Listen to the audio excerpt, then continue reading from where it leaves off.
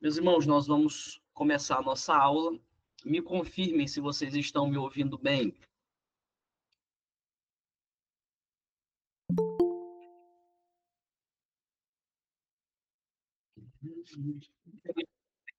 Muito bem. Os demais irmãos, me confirmem se vocês estão conseguindo me ouvir bem.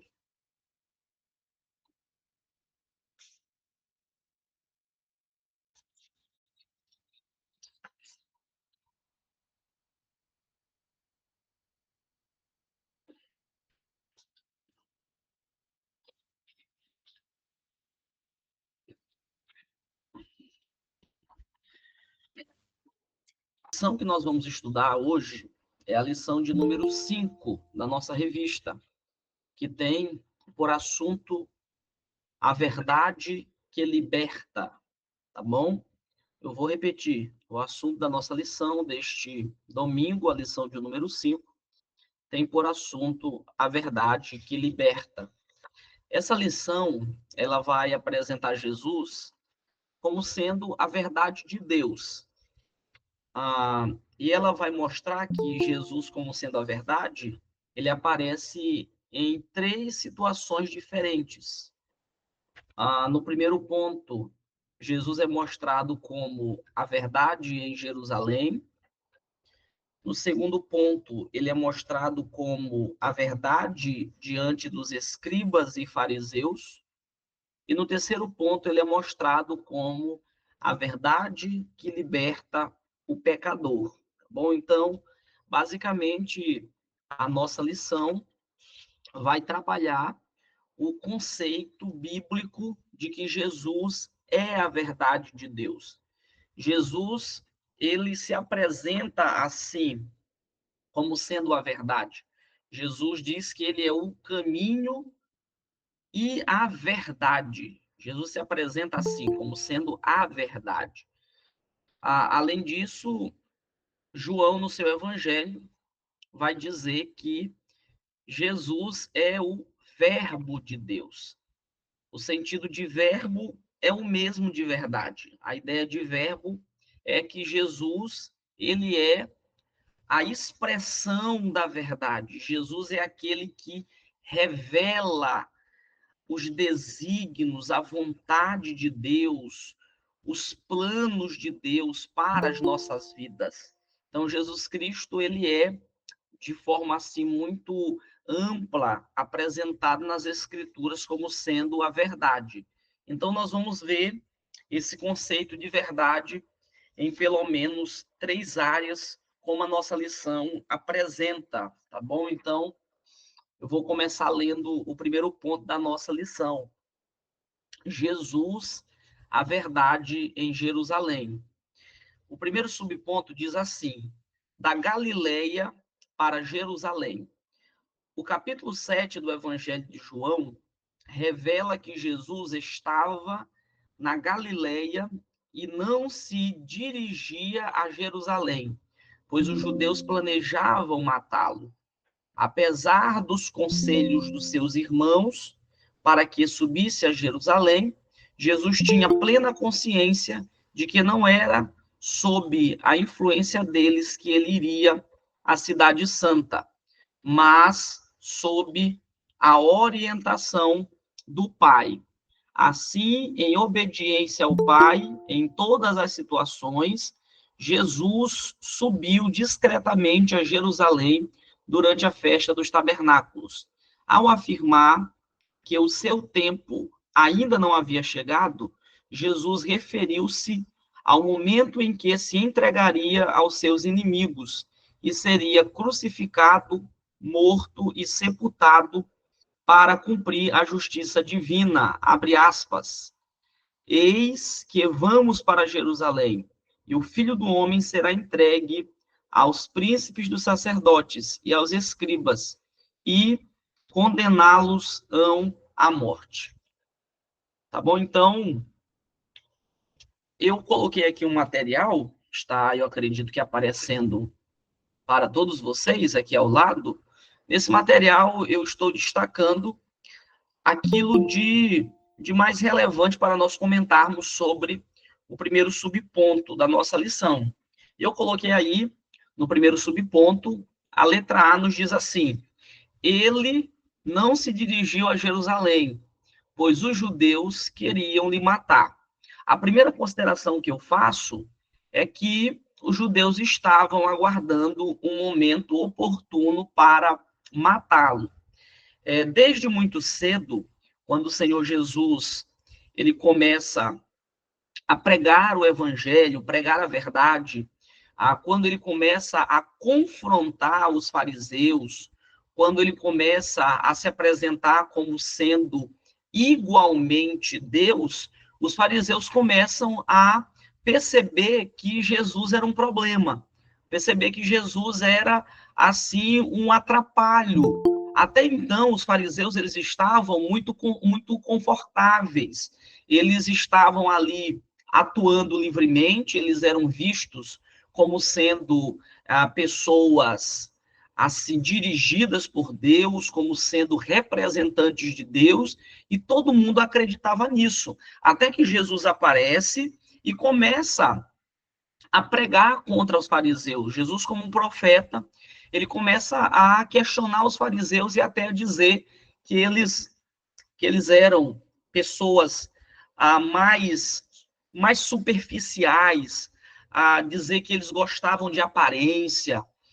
O capítulo 23 do Evangelho de Mateus, Jesus faz, assim, diversas acusações e condenações contra os fariseus, e isso fez com que eles criassem muita raiva e estivessem em uma oposição profunda a Jesus e querendo matá-lo. Matar Jesus era a única forma de parar suas pregações e de trazer o conforto que os fariseus tinham antes de Jesus. Eu coloquei também aqui na letra A que a razão deles quererem matar Jesus, eu destaquei aqui pelo menos 3 razões. A primeira razão é que eles não aceitavam que Jesus fosse o Messias, tá bom? Essa foi a primeira razão que eu destaquei aqui. Os fariseus, eles não aceitavam que Jesus fosse quem ele realmente afirmava ser, quem ele pregava, porque Jesus não atendia às expectativas deles. Os fariseus, como todo bom judeu do primeiro século, imaginava que quando o Messias viesse, ele primeiro ficaria do lado da liderança judaica. Eles imaginavam que o Messias seria alguém assim aliado deles, alguém que iria os destacar, os valorizar. E Jesus, de forma alguma, fazia isso. Pelo contrário, Jesus os questionava, os condenava. Outra coisa é que eles imaginavam que Jesus, que o Messias, na verdade, não Jesus, mas o Messias, ele fosse alguém mais político. Eles imaginavam que Jesus fosse fazer uma revolução política, uma guerra, que Jesus iria montar um grupo e assim iria organizar uma expedição, organizar uma ação militar para libertar os judeus do poder romano. Só que Jesus, ele aparece não trazendo nenhuma dessas expectativas, mas dizendo que o maior problema deles era o pecado, que o maior inimigo deles era a natureza pecaminosa. Jesus diz que é do coração que procede os maus desígnios, os homicídios, os adultérios, e assim Jesus veio com ênfase no pecado, veio para acabar com o pecado. Porém, não era isso que os fariseus esperavam, eles achavam que o Messias iria falar do inimigo militar deles, que eram os romanos. A segunda razão que eu apontei aqui, porque eles queriam matar Jesus, era que o Senhor Jesus apontava o pecado deles. O Senhor Jesus não era politicamente correto. O Senhor Jesus, ele pregava abertamente contra o pecado. Jesus disse que eles eram guias cegos guiando outros cegos. Jesus disse que eles eram filhos do diabo. O Senhor Jesus disse que eles eram sepulcros caiados. E assim, entre essas e outras, o Senhor Jesus fez muitas pregações fortes e contundentes contra os fariseus, e isso levava com que eles quisessem o matar. E por último, eu coloquei aqui no nosso material, o povo estava crendo que Jesus Cristo era o Messias, e isso causava muita raiva neles. Inclusive, em Mateus 12, quando os fariseus induzem a blasfêmia, quando eles acusam Jesus de ser usado por demônios, de estar operando em nome dos demônios, na verdade, o que eles queriam era confundir o povo, distrair o povo para que eles não crescem em Jesus, como já estava acontecendo. Jesus já estava sendo visto pelo povo como o Messias, como alguém enviado de Deus, como alguém vindo de Deus. A gente vê isso em João capítulo 3, quando Nicodemos diz que ele sabe que Jesus veio de Deus, que não dava para alguém fazer o que Jesus fazia se essa pessoa não viesse de Deus.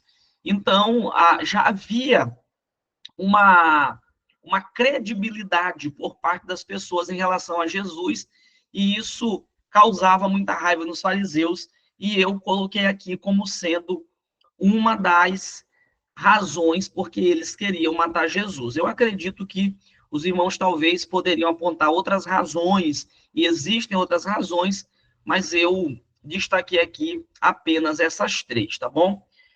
Meus irmãos, vocês vão perceber que eu vou estar um pouco mais acelerado, é porque eu quero tentar alcançar os 3 pontos, tá bom? Por isso que mas se de repente os irmãos quiserem para que eu pontue melhor alguma coisa, para que eu faça esclarecimentos e pontuações mais adequadas sobre algum ponto, vocês podem me pedir que eu faça sim. A outra coisa que eu destaquei do primeiro subponto está aparecendo aí na letra B do nosso material que eu estou transmitindo para vocês. A letra B diz assim: os seus irmãos queriam que fosse para Jerusalém. Isso está no capítulo 7 de João. O texto diz que como estava acontecendo uma grande festa em Jerusalém, a festa dos tabernáculos, os irmãos de Jesus dão uma sugestão para ele. Eles dizem assim para Jesus: por que você não aproveita essa festa? Por que você não aproveita que muitas pessoas estão em Jerusalém e você não vai para lá e se apresenta publicamente? Por que você não aproveita que há uma grande aglomeração de pessoas e você não se apresenta como o enviado de Deus? Você não faz um milagre, você não faz alguma obra para que se torne logo muito conhecido. Então, os irmãos de Jesus, eles dão uma dica para Jesus, dão assim uma sugestão para o Senhor Jesus aproveitar aquele momento. Eu coloquei assim: eles achavam que era um momento adequado, pois havia muitas pessoas. Os irmãos de Jesus, eles estavam olhando pela ótica humana, eles estavam achando que Jesus iria crescer numericamente, que Jesus iria crescer assim em credibilidade diante do povo, de uma forma assim humana, que o Senhor Jesus ele precisaria alcançar a fama como as pessoas alcançam, se apresentando diante do público, aproveitando uma oportunidade, pedindo uma oportunidade para falar, pedindo assim, aproveitando o momento com muitas pessoas para mostrar o que sabe, mostrar o seu talento. Eles imaginavam que Jesus precisava dessa ajuda humana para crescer ministerialmente. Só que Jesus Cristo, ele dá uma resposta assim muito interessante. O Senhor Jesus diz para eles que ainda não era chegado o seu tempo. Eu coloquei aqui no nosso material. O Senhor Jesus se recusa, pois havia um tempo designado pelo Pai. O que Jesus diz para eles é que ele não precisava disso, ele não precisava adiantar o seu ministério ou aproveitar uma onda de fama, porque o Pai havia designado todas as coisas. No relógio de Deus, no tempo de Deus, a Deus que eu me refiro ao Pai, no tempo do Pai, já havia o tempo certo que Jesus deveria demonstrar a sua glória. E isso acontece em 2 momentos específicos. Na morte do Senhor Jesus na cruz e na sua ressurreição. Os 2 ápices, os 2 momentos assim singulares do ministério de Jesus na cruz e na sua ressurreição. Esse seria o momento em que Jesus iria demonstrar que ele realmente era, em que ele iria demonstrar sua glória, e isso acontece diretamente na sua ressurreição. Então, é como se Jesus dissesse: eu não preciso ir agora para Jerusalém, na festa dos tabernáculos, porque eu tenho um tempo certo designado pelo Pai para demonstrar a minha glória e me demonstrar publicamente. Eu até coloquei aqui no nosso material que a mesma coisa aconteceu em Caná, quando Maria queria que Jesus mostrasse seu poder naquele momento. Os irmãos devem lembrar que na festa em Caná da Galileia, em João capítulo de número 2, a Maria diz assim para Jesus, diz: olha, acabou o vinho, sugerindo que Jesus multiplicasse o vinho. E o que o Senhor Jesus diz para ela? Mulher, ainda não é chegado a minha hora. Percebam que Jesus, ele realizou muitos milagres, mas ele só realizava quando era o tempo certo. Jesus não fazia um milagre por qualquer motivo. Então, para Jesus, por exemplo, multiplicar água em vinho em Caná da Galileia, deveria ser a vontade do Pai, deveria estar dentro do plano que o Pai estabeleceu para Jesus. Ele não poderia simplesmente ceder ou atender a um desejo de Maria. Apesar de que Maria era a sua mãe, ou era mãe da sua natureza humana, mas ele não poderia atender a um pedido que dizia respeito à sua natureza divina, porque tudo era determinado pelo Pai. Então Jesus diz para ela: mulher, ainda não é chegada a minha hora, como se dissesse: você não tem autoridade sobre mim, você não pode dizer quando é que eu vou demonstrar o meu poder. Mas percebam que, mesmo dizendo isso, Jesus transformou a água em vinho, porque justamente era a sua vontade e estava dentro do plano do Pai. Mas ele diz aquilo para Maria como se ele estivesse ensinando ela que ele só poderia fazer aquilo quando estivesse dentro do plano, e não quando ela pedisse, talvez até para ela não ficar pedindo em outras ocasiões, mas para ela entender que havia um momento determinado. A última consideração que eu fiz, está aí na letra B, a encarnação estava totalmente no controle do Pai. Então, a encarnação de Jesus, todos os passos do Senhor Jesus, tudo o que ele fez, toda a conversa que ele teve, todos os milagres que ele fez, o tempo que ele deveria morrer, Jesus não morreu com 30 e alguns anos por acaso, aquele tempo foi determinado. Jesus não morreu Jesus não morre, por exemplo, na sexta-feira e ressuscita no domingo por acaso. A ressurreição, a morte, o tempo que ele passa no túmulo, tudo aquilo estava já reservado e determinado pelo Pai. É por isso que eu coloquei no nosso material. Toda a encarnação estava determinada, todos os passos da encarnação tinham um tempo certo, tá bom? Muito bem, vamos avançar para o segundo subponto. Vamos para o segundo subponto do nosso primeiro ponto da lição. Eu irei ler, meus irmãos. Segundo subponto, a verdade na festa dos tabernáculos. Nos versículos de 10 a 13, Jesus evitou o assédio do povo, até que durante a festa subiu ao templo e começou a ensinar. Ele estava ciente de que havia uma divisão de opiniões sobre ele entre as pessoas. Por isso afirmou: a minha doutrina não é minha, mas daquele que me enviou. Muitos acreditavam que Jesus era um grande profeta, mas não o Messias. No entanto, quem se encontrava ali, diante deles, era o Verbo encarnado de Deus. Ele era realmente o Filho de Deus. E tudo o que ensinava continha a única verdade que o mundo desconhecia. Apenas o Filho de Deus poderia declarar: eu sou a verdade. Tá bom? Sobre o nosso segundo subponto, eu coloquei aqui na letra A, eu espero que os irmãos estejam conseguindo ler comigo, senão os irmãos podem me falar. Aqui na nossa letra A, eu observei o seguinte: o que era aquela festa? O capítulo 7, ele vai destacar a festa dos tabernáculos. É uma festa judaica, então, sobre essa festa, eu botei aqui algumas anotações. A primeira coisa é que essa festa celebra a proteção do Senhor durante a peregrinação no deserto. Meus irmãos, é muito interessante como Deus, ele faz questão de deixar memoriais para as pessoas. É interessante como o Senhor, ele gosta de deixar, assim, lembretes.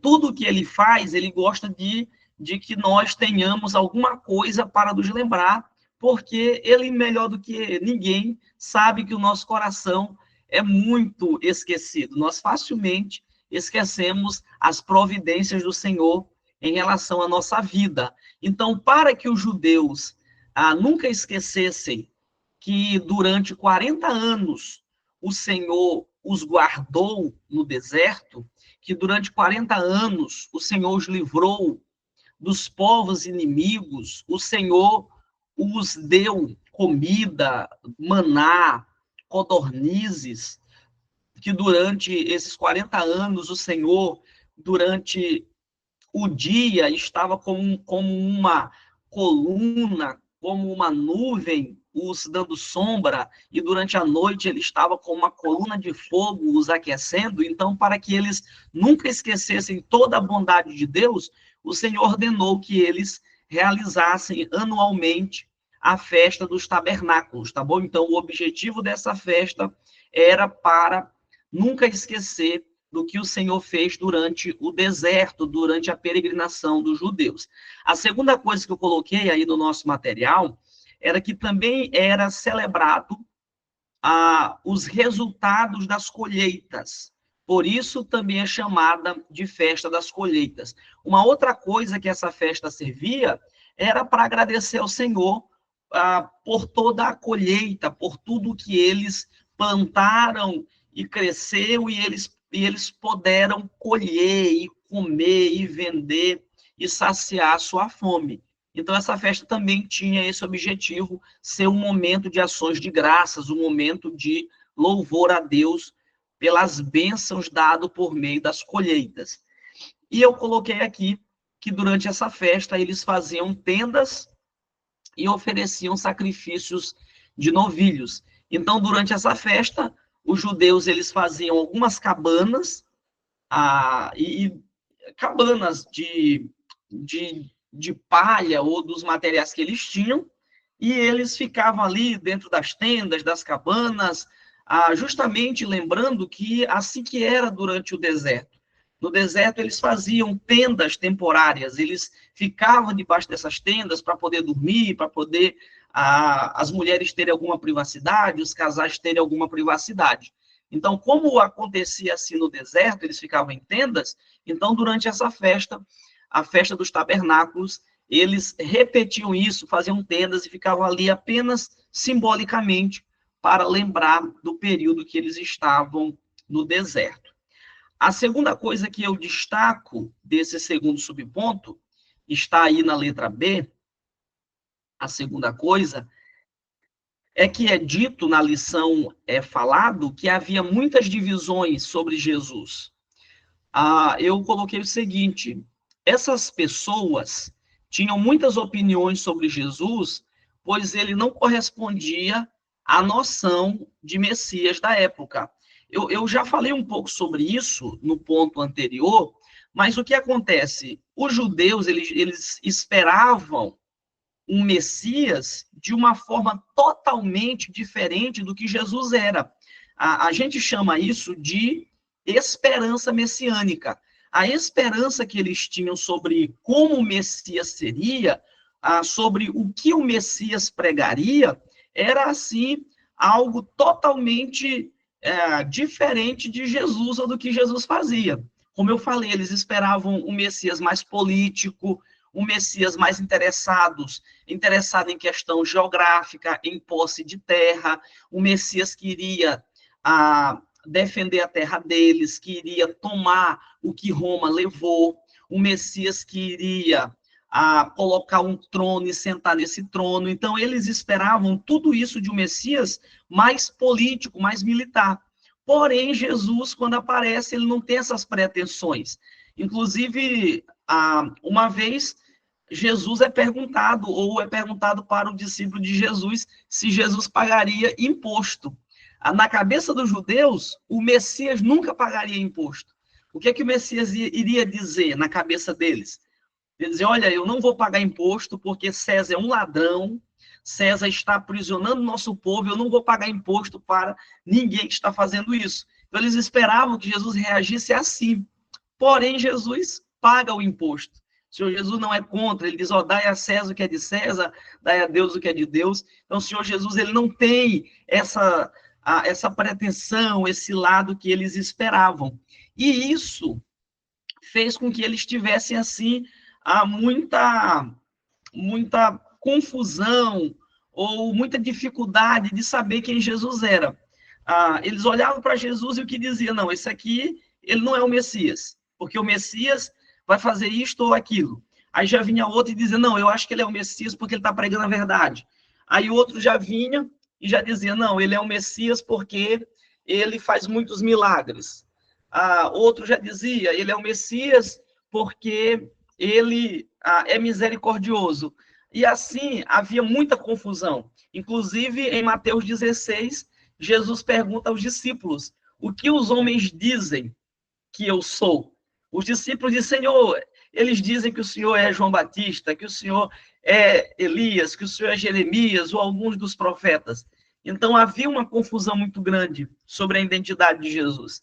A nossa lição descreve isso, é importante que nós expliquemos aos nossos alunos por que havia tanta confusão sobre quem Jesus era. A outra coisa que eu coloquei aqui na letra B é que as suas afirmações de igualdade com o Pai confundiam mais ainda. Eles nunca imaginaram que o Messias também seria divino. Outra coisa que Jesus falava que deixava eles assim, de cabelo em pé, assustados, sem entender. Jesus dizia que ele era filho de Deus. Como nós aprendemos no trimestre passado, essa expressão, filho de Deus, fala de igualdade.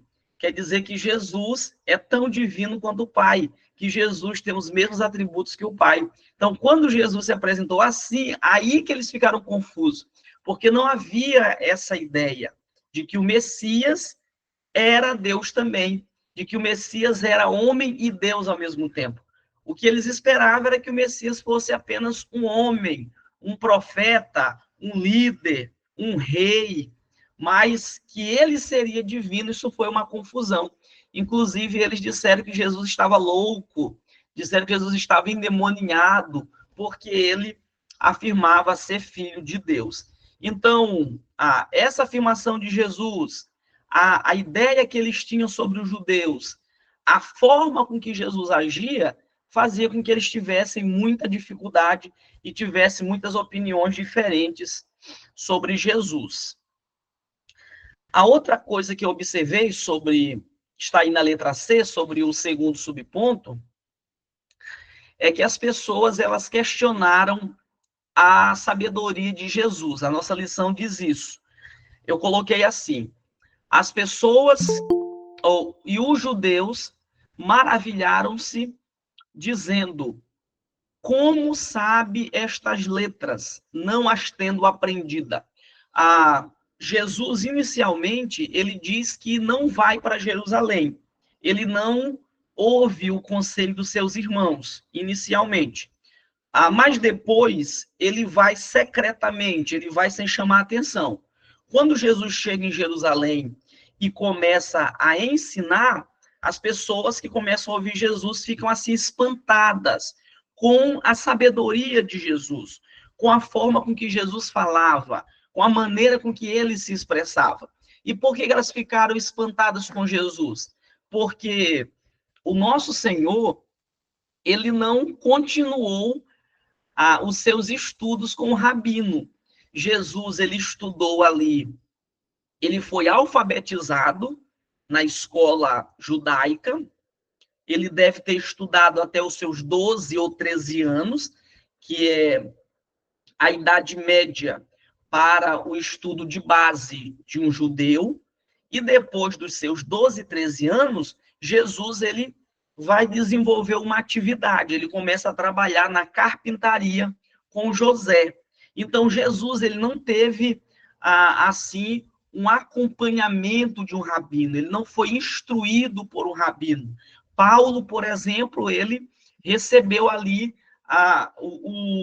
os estudos, a orientação, recebeu uma especialização por parte de um rabino. Paulo, ele aprendeu aos pés de Gamaliel. Já Jesus, não. O Senhor, ele aprende ali as coisas básicas, mas ele vai trabalhar e depois ele apresenta-se para o seu ministério. E quando Jesus começa a ensinar, os judeus se admiram, porque eles pensam assim, como é que esse homem não aprendeu com o rabino, ele não fez o nosso curso superior com os rabinos, e ele se expressa tão bem? Como é que ele domina as letras dessa forma? Como é que ele tem essa sabedoria? Eles ficam impressionados. E o Senhor Jesus, ele vai dizer para eles que aquilo que ele ensinava não veio dele, ou não veio da terra, não veio de pessoas, não veio de uma escola humana, não veio dos escribas, da sinagoga, dos centros acadêmicos da época, mas que a sua sabedoria era divina. Ele recebeu do Pai o que ele ensinava. Era por isso que aquilo que Jesus falava era tão diferente. Os fariseus, eles ensinavam, os escribas ensinavam, mas não era movido pelo Senhor. Não, eles não tinham a graça de Deus os movendo. É por isso que o seu ensino era algo tão seco, era tão sem vida, era algo tão morto.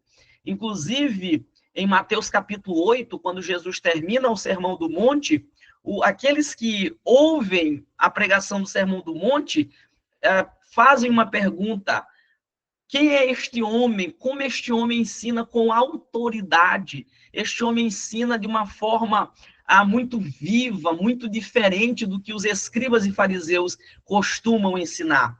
Então, a sabedoria de Jesus, ela era muito diferente, porque era movida, ela era inspirada, ela era sustentada pela graça de Deus Pai. E é isso que Jesus diz para eles: a minha sabedoria vem do alto, não é algo meramente humano. Claro, meus irmãos, que não há nenhum problema de você ter formação, de você estudar, de você se especializar, ter títulos acadêmicos. O problema é quando você não tem a graça de Deus com você, quando você não tem comunhão com Deus, quando o seu ensino é desprovido da ação graciosa do Senhor. Quando isso acontece, nós vamos cair no mesmo erro dos fariseus, vamos ter uma palavra extremamente sem vida e sem nenhum poder. A palavra de Jesus era a verdade, pensando na nossa lição, aquilo que Jesus ensinava era a verdade de Deus para o mundo, porque ele era movido pelo Pai, ele era movido pelo céu. Ele estava em constante oração, em constante jejuns, em constante comunhão, para ensinar de uma forma singular aos homens. Tá bom? Então, vamos agora para o terceiro subponto. Vamos fechar o primeiro ponto. Eu fico assim impressionado, como já é mais de 10 horas, eu comecei certinho, 9h30, ainda não terminei o primeiro ponto. Vamos ver o terceiro subponto. Meus irmãos, eu estou, como eu disse no início, falando um pouco rápido para tentar alcançar a maioria dos pontos da lição. Mas se os irmãos quiserem para que eu desenvolva com mais detalhes algum ponto, os irmãos podem falar. E os irmãos que estão chegando agora o nosso irmão Joenilson, professor Joenilson, Fabrício, os demais irmãos que quiserem contribuir, fiquem à vontade, será uma grande alegria. O terceiro subponto, meus irmãos, que tem por assunto Vivendo na Verdade, eu não irei nem ler o terceiro subponto, eu quero apenas... só ajeitar aqui que o notebook. Está virando carambela aqui o notebook. Sim. Muito bem. Eu vou só destacar aqui as pontuações. Aqui no nosso material, eu destaquei apenas uma coisa do terceiro subponto. Letra A, ele nos convoca para viver essa verdade. Eu coloquei o seguinte: diferente de outras religiões, o cristianismo não é meramente teórico. Isto aqui é de suma importância. A nossa lição no terceiro subponto, ela vai enfatizar que Jesus nos chama. Jesus não só apresenta uma verdade, mas ele nos chama a viver essa verdade, a estarmos inseridos dentro daquilo que ele estava mostrando. Eu coloquei aqui que o cristianismo, diferente de outras religiões, não é algo apenas teórico. O cristianismo não é uma religião que você só tem que decorar versículos. O cristianismo não é uma religião que você só tem que memorizar os 10 mandamentos. Não. A nossa religião, o cristianismo, é prático. O que nós pregamos é uma verdade para as vidas. Aquilo que nós pregamos é o que nós vivemos. O cristianismo que não for prático não é verdade para mim. O cristianismo só é verdadeiro em uma vida quando essa pessoa vive essa verdade. Observe que na Bíblia, conhecer a Deus não é teórico. Conhecer a Deus não é ter informação bíblica. Conhecer a Deus é experimentar as verdades que a Bíblia ensina. Observe que não basta simplesmente alguém conhecer a doutrina do novo nascimento. Não basta só alguém saber o que significa novo nascimento, o que essa palavra quer dizer no grego, o que esse versículo, o que a palavra, a expressão nascer da água e do Espírito quer dizer. Esse ensino só será algo verdadeiro e significativo para você quando for experimentado isso. Então, para as Escrituras e para o cristianismo, o verdadeiro cristão é aquele que vive as verdades que prega, aquele que experimenta do que fala, aquele que tem comunhão com aquilo que ele descreve.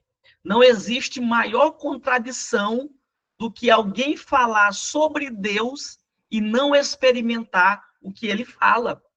Não existe maior contradição do que alguém falar sobre o Espírito Santo e não for habitado pelo Espírito. Ou falar das experiências espirituais de Atos e não viver isso na prática. Então, como enfatiza a nossa lição, o cristianismo é prático. Jesus ensinou algo prático, algo para nós vivermos. Jesus Cristo disse que quem não comesse da sua carne. Observem como a linguagem é de algo prático. Observe que não é algo meramente intelectual. Percebam que não é só saber quem é Jesus, mas é experimentar Jesus, mas é ter comunhão com Jesus, estar com Jesus, andar com Jesus, conhecer a Jesus. Então, conhecer a Deus é ter comunhão com Ele, é andar com Ele, é viver com Ele. Não é simplesmente um exercício intelectual e teórico, mas é ter comunhão com Ele. Inclusive, eu botei aqui na letra A, lá no finalzinho, um versículo de João, capítulo 1, versículo 12. Olha o que o versículo nos diz. Mas a todos quantos o receberam, deu-lhes o poder de serem feitos filhos de Deus, aos que creem no seu nome. Observem agora a primeira expressão, mas a todos quantos o receberam. O texto faz questão de dizer que nós precisamos receber Jesus. Nós precisamos receber a pessoa de Jesus. Não é só memorizar o que Jesus fala. Não é só entender o que Jesus diz, mas é receber a pessoa, é ter Jesus na vida. Não basta só saber o que Jesus disse, mas é preciso receber o Jesus que falou aquilo. Então é por isso que o texto diz que será filho de Deus aquele que recebeu Jesus, recebeu a pessoa. O cristianismo é algo vivo. O cristianismo é algo de experiência. Você tem que ter contato com Jesus. Jesus está vivo e as pessoas precisam ter contato com ele e receber ele para serem salvos. Tá bom? Então, nós precisamos deixar isso muito claro e instigar, influenciar os nossos alunos a ter um contato verdadeiro com Jesus, a ter a sua própria experiência com Jesus, a ter a sua vida de oração, a ter a sua vida de comunhão, a sua vida de adoração, para que ele construa o seu relacionamento verdadeiro com o Senhor Jesus Cristo. Tá bom? Então, nós encerramos o primeiro ponto. Vamos agora caminhar para o segundo ponto, que mostra Jesus como sendo a verdade diante dos escribas e fariseus. Eu não irei ler para nós ganharmos tempo. Então, meus irmãos, até aqui está tudo claro? Os irmãos estão compreendendo? Eu não sei se vocês estão acordados, se vocês estão comigo. Eu não sei se vocês não deixaram só o telefone na reunião e foram dormir, saíram da reunião e largaram sozinho. Vocês não dão glória. Abra esse áudio e dão assim um grito de glória a Deus para me saber que vocês estão comigo, saber que eu não fiquei no arrebatamento. Dão aí uma palavra de vitória para me saber que vocês estão comigo.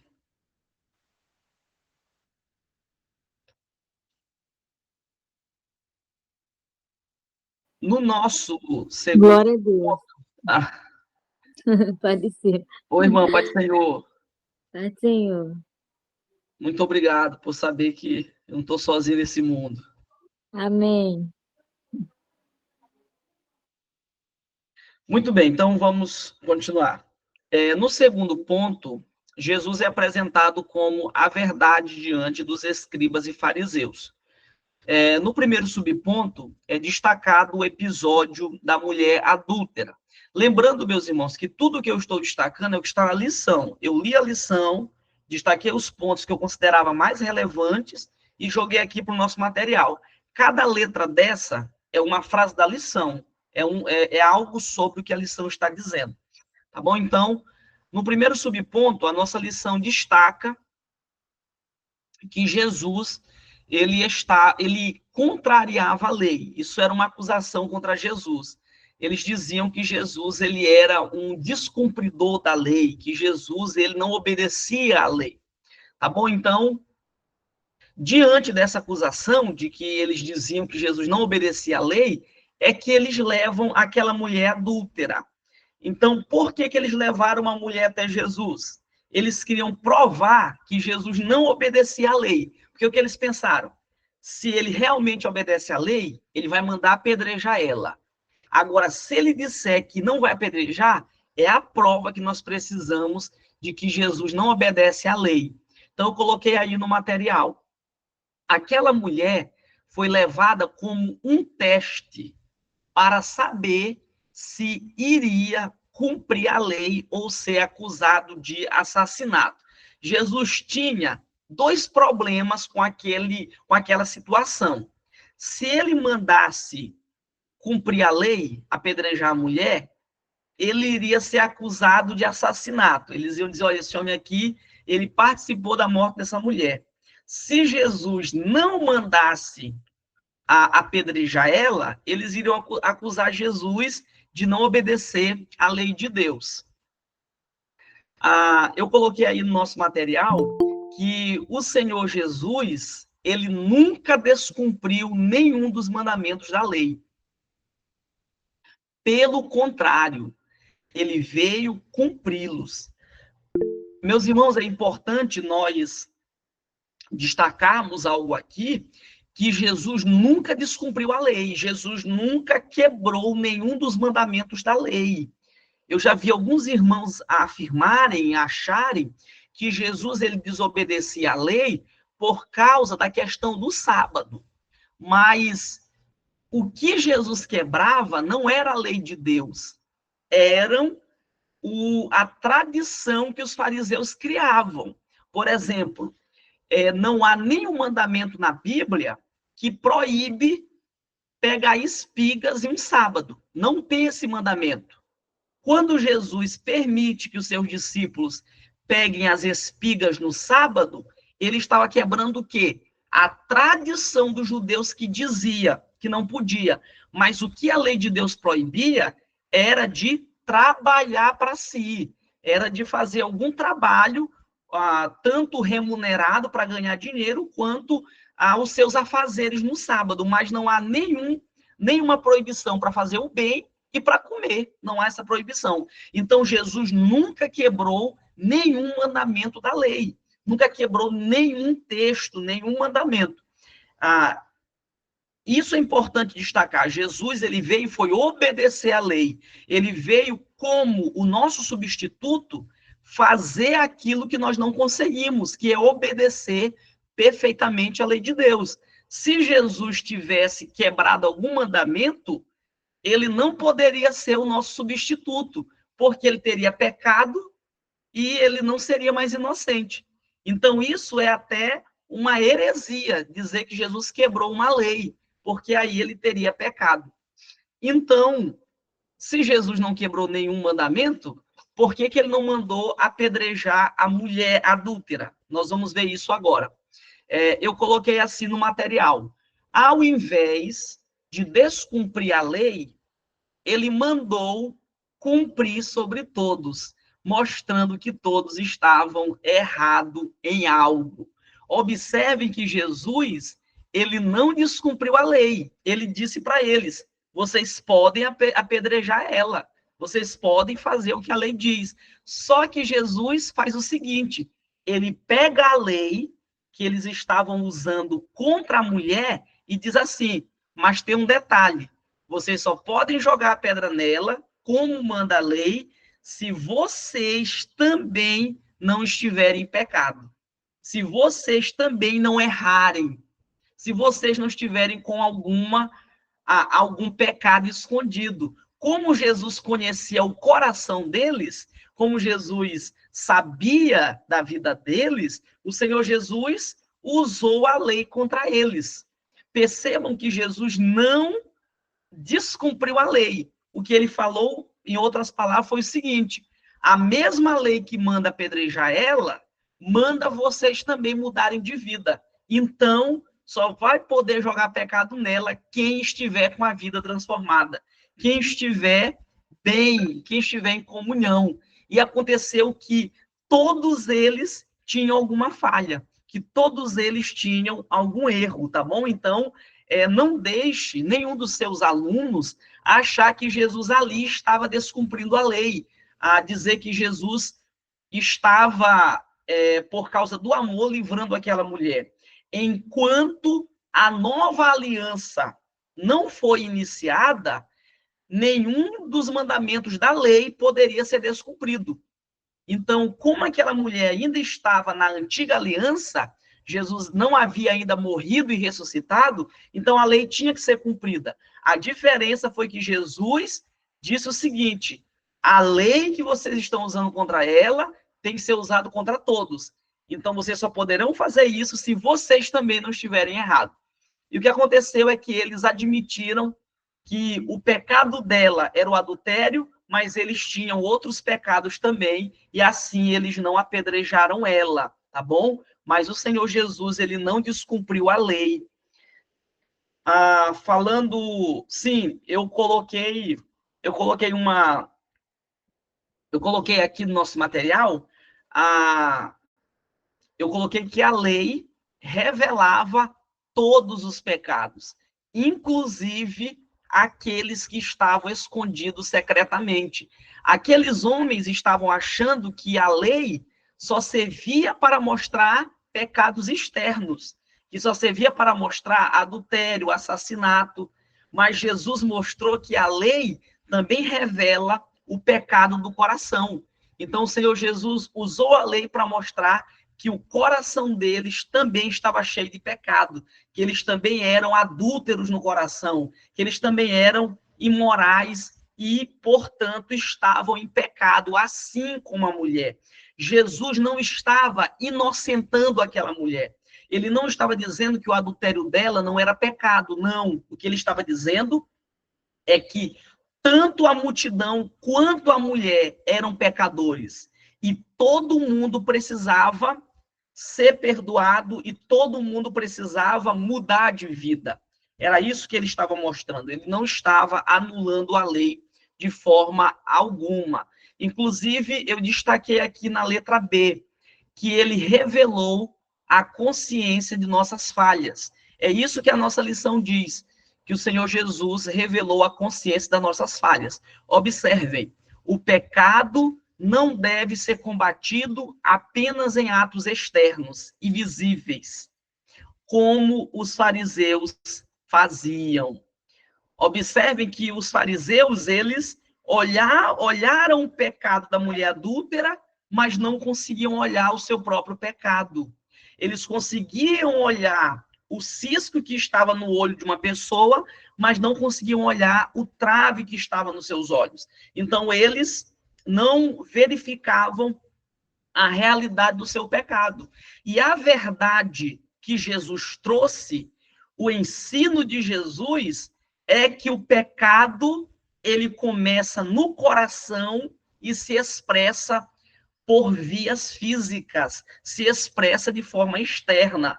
Portanto, eu não devo só me preocupar com os pecados externos.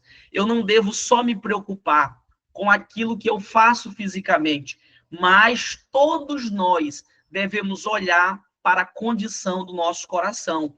Todos nós devemos olhar para como está a nossa vida internamente. A verdade de Jesus veio para revelar as intenções e os segredos dos corações dos homens.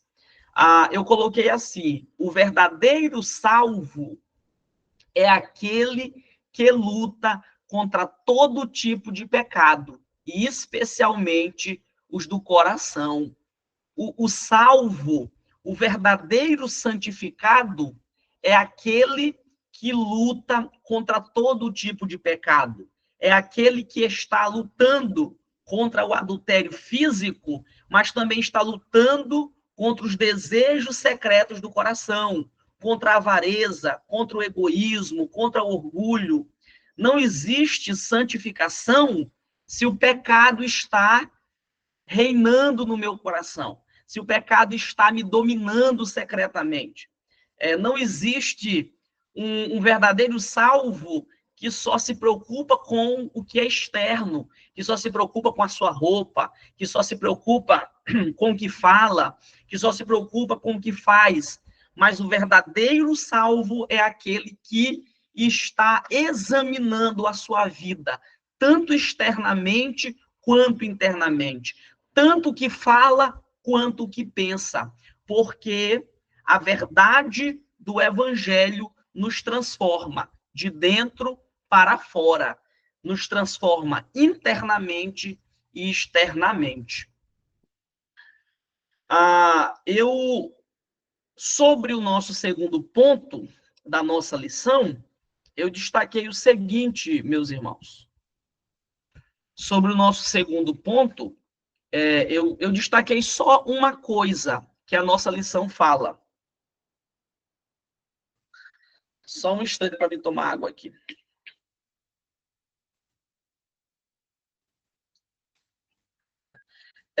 Sobre o segundo subponto, eu destaquei assim na letra A. Nada consegue obstruir a verdade de Jesus.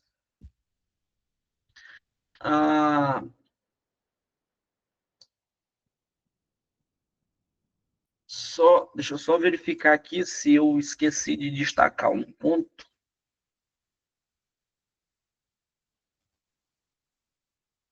Só um instantezinho, meus irmãos. Mas eu quero destacar um ponto, que é o seguinte. Muitas pessoas acham, sobre esse caso da mulher adúltera de João 8, que o Senhor Jesus... O irmão Gezenildo quer falar alguma coisa ou abriu o áudio sem querer?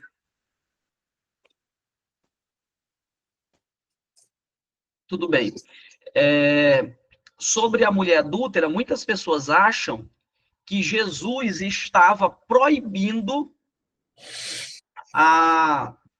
as pessoas de falarem do pecado dela. Assim, isso não tem assim a ver diretamente com a nossa lição, mas é algo importante a ser destacado, que é o seguinte: Jesus Cristo, ele diz para a mulher adúltera que ele não julgaria ela. O Senhor diz isso: mulher, aonde estão os teus acusadores? Todos foram embora. E Jesus diz para ela: eu tampouco vou te julgar. O Senhor Jesus diz isso para ela. Só que ele adiciona uma informação que as pessoas geralmente esquecem. Jesus diz assim para ela: vai e não peques mais. O que Jesus está dizendo para ela é o seguinte: mulher, eu não vou te julgar agora. Quando ele diz, nem eu tampouco vou te julgar, ele não está dizendo para ela que ele nunca vai julgar o pecado dela, que ele não é julgador. Por que eu estou dizendo isso? Porque algumas pessoas utilizam esse versículo para dizer que Jesus não julga ninguém, para dizer que Jesus não julga pecado, para dizer que Jesus não é juiz, que ele é só amor, é só misericórdia. Mas o que Jesus estava dizendo para a mulher adúltera é que ele não ia julgar ela naquele momento, porque naquele momento Jesus estava apenas como um profeta e apenas como um sacerdote. Observem, como um profeta e como um sacerdote. Mas Jesus diz em seguida para ela, observem, eu não vou te julgar, vai e não peques mais. É como se ele dissesse, eu não vou te julgar agora, mas vai e muda de vida. Por que ele diz isso para ela? Vai e não peques mais. Porque se ela não mudasse de vida e ela morresse, ela iria encontrar Jesus no juízo final. E no juízo final, ele julgaria ela. Então, é como se ele dissesse, eu vou parafrasear o que Jesus falou. É como se ele dissesse, mulher, eu não vou te julgar agora, mas vai e muda de vida, porque senão eu te espero no juízo final. É como se ele estivesse dizendo isso para ela. Senão, tu vai me encontrar como um juiz no juízo final, aí eu te condeno. Então é como se ele dissesse, eu não vou te condenar agora, porque eu não estou ainda condenando as pessoas. Mas vai e não pecas, para que você não se encontre comigo no juízo final. Então é importante ressaltar isso, porque a verdade do evangelho é uma verdade de amor, é uma verdade de misericórdia, mas para que as pessoas mudem de vida, mas para que as pessoas abandonem os seus pecados. Jesus diz para ela, vai e não peques mais, abandona o teu pecado, porque se o evangelho não for recebido em amor e as pessoas não abandonarem os seus pecados, elas vão encontrar o outro lado da moeda. O evangelho que não te salva é o mesmo evangelho que te condena. Se o evangelho, quando for apresentado a você, não for recebido em amor, ele não te salvar, esse mesmo evangelho vai te condenar no juízo final. A mesma porta que foi aberta para que o homem seja salvo, essa mesma porta será usada como base de acusação contra os homens no juízo final. Tá bom? Então, vale destacar esse ponto sobre o evento da mulher adúltera. Sim, eu coloquei aqui sobre o segundo subponto que os fariseus, eles tentaram expor o pecado da mulher e, na verdade, voltaram com seus pecados revelados. Então, a verdade de Jesus faz isso. A verdade de Jesus é como um espelho, que o homem enxerga o seu próprio pecado. A verdade de Jesus, o evangelho de Jesus, revela quem realmente somos. A multidão foi até Jesus achando que só a mulher adúltera tinha pecado.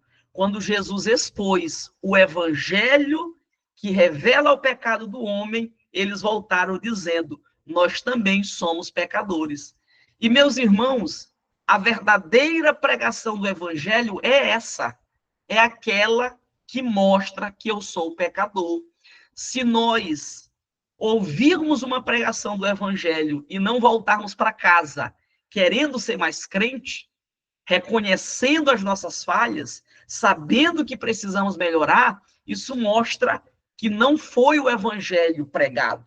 O evangelho é como um espelho que revela quem nós somos, que revela o nosso coração, que mostra a nossa verdadeira identidade. O evangelho produz mudança porque ele primeiro expõe o nosso coração. Então, Jesus, ele expôs o coração daquela multidão, mostrando que tanto eles quanto a mulher adúltera estavam em pecado. Eu coloquei assim: o evangelho é tão poderoso que é capaz de quebrar o coração mais endurecido. Não havia coração mais endurecido do que o de Paulo. Não havia alguém tão comprometido em destruir a igreja do que Paulo. E o evangelho quebrou o coração dele. É importante nós destacarmos isso, que a verdade que pregamos do evangelho é capaz de mudar qualquer pessoa. Não há ser humano que não possa ser mudado pelo evangelho. Não há coração que não seja quebrado e não seja transformado pelo poder do evangelho. O evangelho é tão poderoso que pode transformar a pessoa mais suja, mais ímpia, mais profana em uma nova criatura. O evangelho é capaz de transformar, como disse Paulo, o pior dos pecadores em uma nova criatura. O evangelho tem poder, meus irmãos. Não é porque nós pregamos, não é porque somos nós, é porque o evangelho é o poder de Deus. O evangelho é a boca de Deus comunicando as suas verdades ao coração do homem. O evangelho é a mensagem mais poderosa e mais impactante do mundo, porque fala sobre Jesus, porque fala sobre Deus. Enquanto nós estivermos pregando sobre Deus, sobre Jesus, sobre a cruz, sobre a graça, sobre a misericórdia de Deus, o evangelho vai transformar pessoas, o evangelho vai mudar corações, o evangelho vai impactar as vidas. O problema será quando nós começarmos a falar de nós mesmos, quando nós começarmos a falar de quem somos, do que fazemos, de onde estamos vindo, do que estamos realizando. O evangelho não pode ser antropocêntrico. O evangelho tem que ser cristocêntrico para que ele tenha toda a relevância e todo o poder sobre os corações. O terceiro subponto que a nossa lição destaca é que essa é a verdade que o mundo precisa. Isso está na nossa lição. E eu destaquei o seguinte sobre a nossa lição: muitos procuram a verdade na filosofia e em outras ciências. Eu coloquei assim: o nosso século é um dos mais informados de todos. Há um avanço significativo no saber. Meus irmãos, nós vivemos a era do conhecimento. A inteligência artificial, a IA, é a grande evidência de que nós estamos avançados, de que estamos assim, acima do nosso tempo, de que somos a geração mais avançada de todos. Mas ainda assim, com todo esse conhecimento, nós somos também os mais vazios de todos. Nós somos a geração que mais vive problemas emocionais. Nós somos os que estão mais tristes, nós somos os que mais se suicidam, nós somos os mais depressivos, nós somos a geração que mais toma remédio controlado, que mais toma remédios para dormir. Nós somos a geração que mais vive ansiosa, que mais vive trancada em casa, sem contato social. Por que isso acontece? Nenhum conhecimento do mundo, nenhuma verdade que o mundo oferece pode preencher o vazio essencial ou existencial do nosso coração. Existe uma frase de Agostinho de Hipona, que essa frase é maravilhosa. Agostinho diz o seguinte: fomos criados por ti e só vamos encontrar descanso quando estivermos em ti. O homem, meus irmãos, ele só consegue encontrar descanso para sua alma, ele só consegue encontrar completude para o seu ser quando ele volta para as mãos que o criaram. O homem precisa voltar para o seu habitat natural. O homem foi feito por Deus. E ele só consegue estar feliz quando ele volta para Deus, quando ele volta para a sua essência. O sopro divino que foi colocado em nós nos lembra que nós precisamos de Deus. Nós precisamos respirar o ambiente de Deus. É por isso que quando o homem se converte de verdade, ele diz assim: agora eu estou feliz, agora eu vivo uma verdadeira vida, agora eu me encontrei, porque ele voltou para a sua essência, porque ele voltou para onde ele nunca deveria ter saído. Nós nunca deveríamos ter saído do jardim de Deus. Nós nunca deveríamos ter rompido com a graça de Deus. E o homem só encontra paz quando ele volta para o caminho que ele deixou.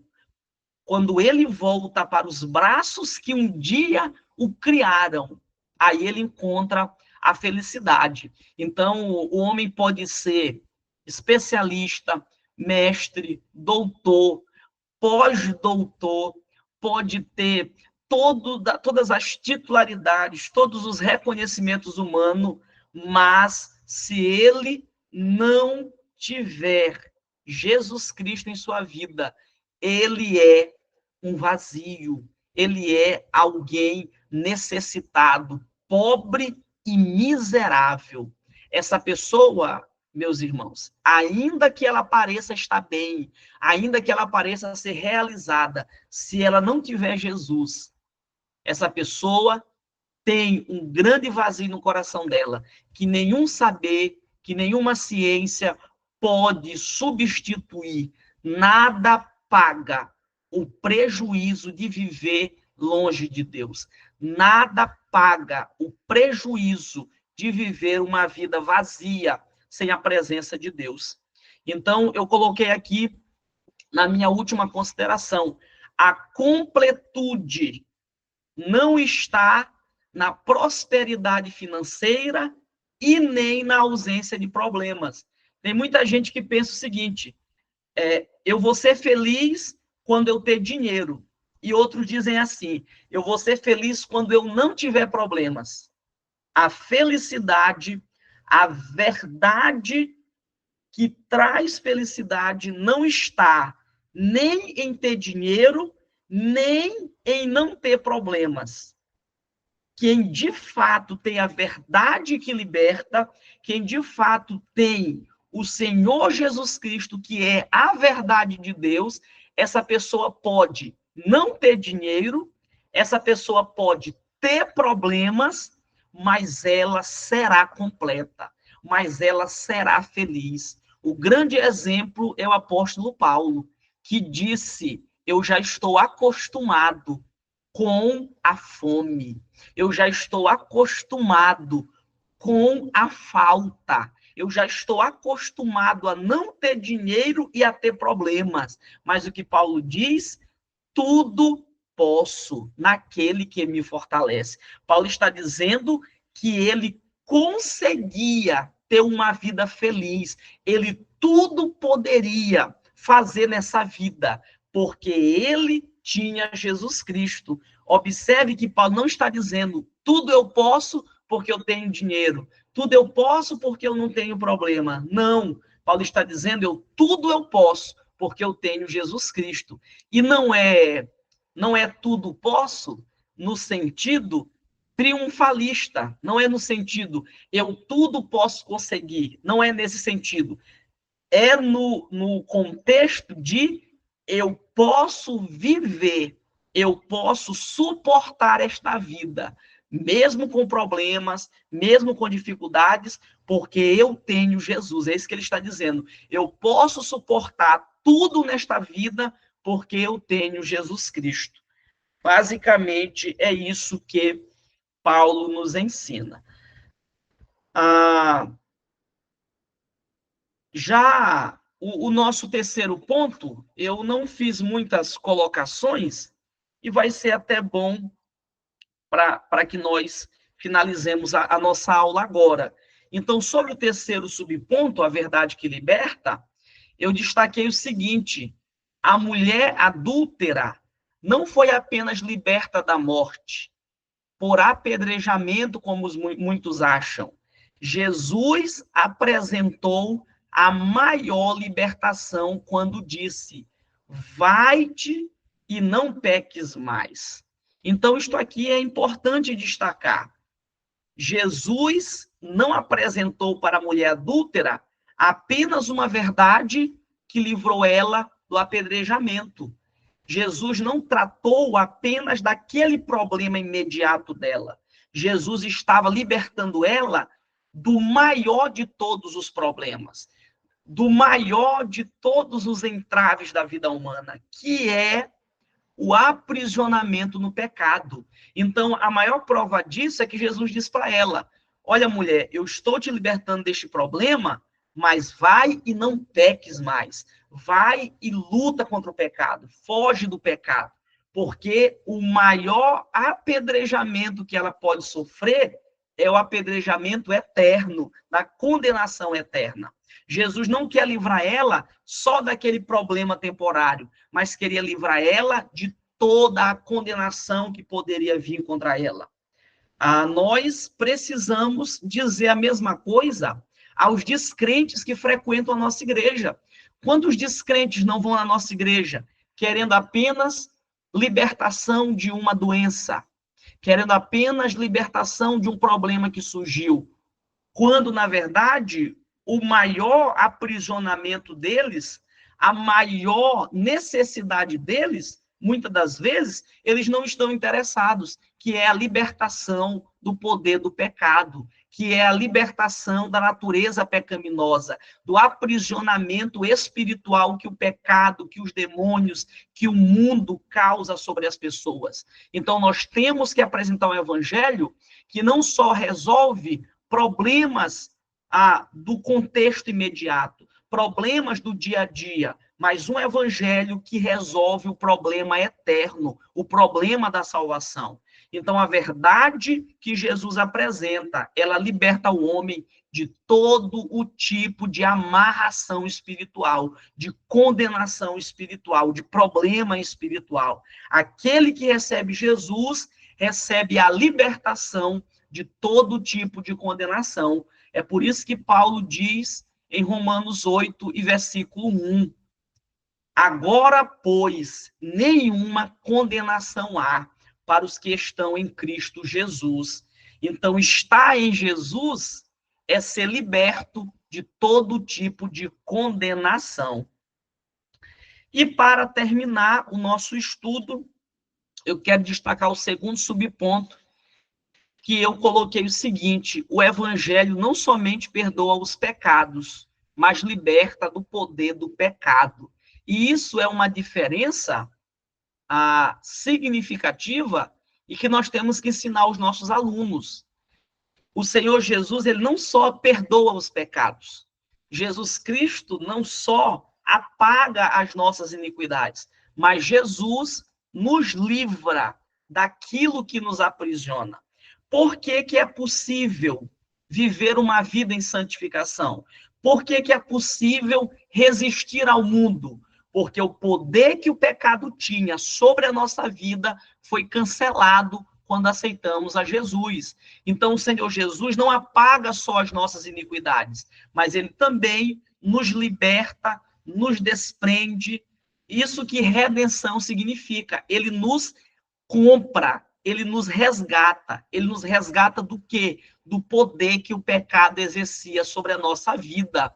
Então, o evangelho não só perdoa pecados, mas também liberta o pecador da maior prisão que ele vivia, que é o aprisionamento do pecado. E para terminar, a salvação é o maior milagre, pois nos livra dos piores problemas e inimigos. A salvação nos livra do quê, meus irmãos? A salvação nos livra do poder do pecado, a salvação nos livra do poder dos demônios, a salvação nos livra do poder do mundo, a salvação nos livra do poder da condenação eterna e a salvação nos livra do poder da ira de Deus que vinha contra a nossa vida. Então, a salvação é o maior de todos os milagres e nos livra de todas as consequências que vinham contra a nossa vida, tá bom? Que Deus em Cristo nos abençoe. Eu quero aqui encerrar minha participação.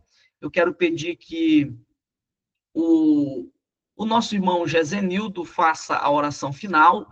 Desde já eu agradeço aos irmãos pela atenção, por estarmos até agora. Eu queria ter terminado essa aula 10h30, mas são tantas coisas maravilhosas para ensinarmos, são tantas lições preciosas que eu não poderia passar por cima sem destacar. Será que o irmão Gesenildo está disponível? Se não, eu vou chamar o outro irmão para fazer a oração final. O pastor Joenilson está conosco? Se ainda estiver, eu gostaria que ele fizesse a oração. Faça a oração final, por gentileza.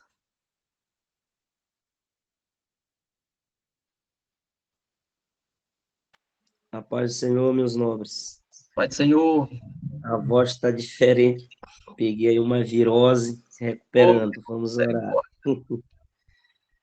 Senhor, nosso Deus e nosso Pai, graças te damos, Senhor, nesse momento, por uma aula, meu Pai, rica e proveitosa, onde o Senhor iluminou o teu servo, meu Pai, através do teu Espírito, para transmitir essas verdades preciosas aos nossos corações, como professores, líderes, meu Pai, de escola bíblica, e que o mesmo Espírito agora, Pai, ó Deus, possa transmitir ao coração de cada aluno nas suas classes, Pai, dando sabedoria, crescimento espiritual de acordo com tua poderosa palavra, a verdade que liberta, que transforma o homem. Senhor, assim abençoa todos os professores que aqui estavam, Pai, e Deus abençoa teu servo que ministrou, e toda a tua igreja, meu Pai, em todo o tempo. Fica conosco, nós pedimos e te agradecemos. Amém.